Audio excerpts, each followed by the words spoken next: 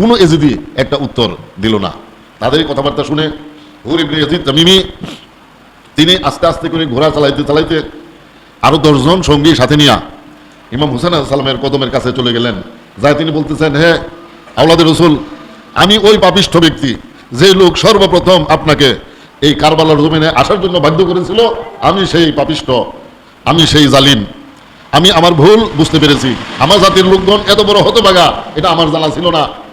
আমি এখন দেখতেছি আমার সামনে রাস্তা দুটি। কয়টা? দুইটা। একটা জায়গার নাম জান্নাত আর একটা জায়গার নাম জাহান্নাম। এখন আমি সিদ্ধান্ত নিয়েছি, হে আওলাদে রসুল, আমি জাহান্নামে যাব না, আমি জান্নাতে যেতে চাই। আমি আপনার কদমে আমার মস্তক অবনত করে দিলাম। আল্লাহ তাআলার কাছে আমি তওবা করতেছি, আল্লাহ তাআলা কি আমার তওবা কবুল করবেন?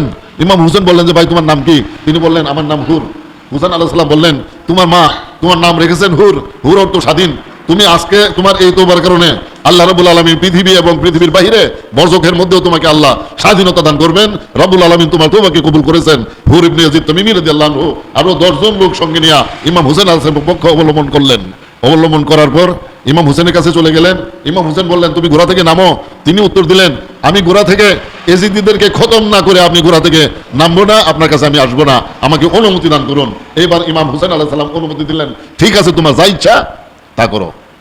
এবার হুর বিন ইয়াজিদ তামিমি দাঁড়াইয়া বলতে থাকলেন, হে কুফাবাসীগণ, ইরাকি লোকগণ, তোমরা কার উম্মত? আর যার বিরুদ্ধে তোমরা যুদ্ধ করতে এসেছো তিনি কে? এই ইমাম হুসাইনের নানার শাফায়াত ব্যতীত তোমরা কি কেউ জান্নাতে যেতে পারবে? যদি তোমরা মনে করো হুসাইনের নানার শাফায়াতের দরকার হবে, তোমাদেরকে আল্লাহর কসম দিয়ে আমি অনুরোধ করছি, হুসাইনের পক্ষকে তোমরা সমর্থন করো।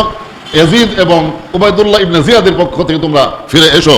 তোমরা কি ইয়াজিদ এবং ইবনে জিয়াদকে খুশি করার জন্য আল্লাহ এবং আল্লাহ রাসূল পাককে বেজার করে এখানে হুসাইনের বিরুদ্ধে যুদ্ধ করতে এসেছো? আল্লাহর কসম তোমরা আল্লাহর জান্নাতে যেতে পারবে না, হুসাইনের নানা শাফায়াত তোমরা পাবে না। তোমাদেরকে অনুরোধ করছি তোমরা এই হুসাইনের বিপক্ষ অবলম্বন আর করবে না, এজিদের পক্ষ তোমরা ছেড়ে দাও। এই কথা বলার পর তাদের মধ্য থেকে একজন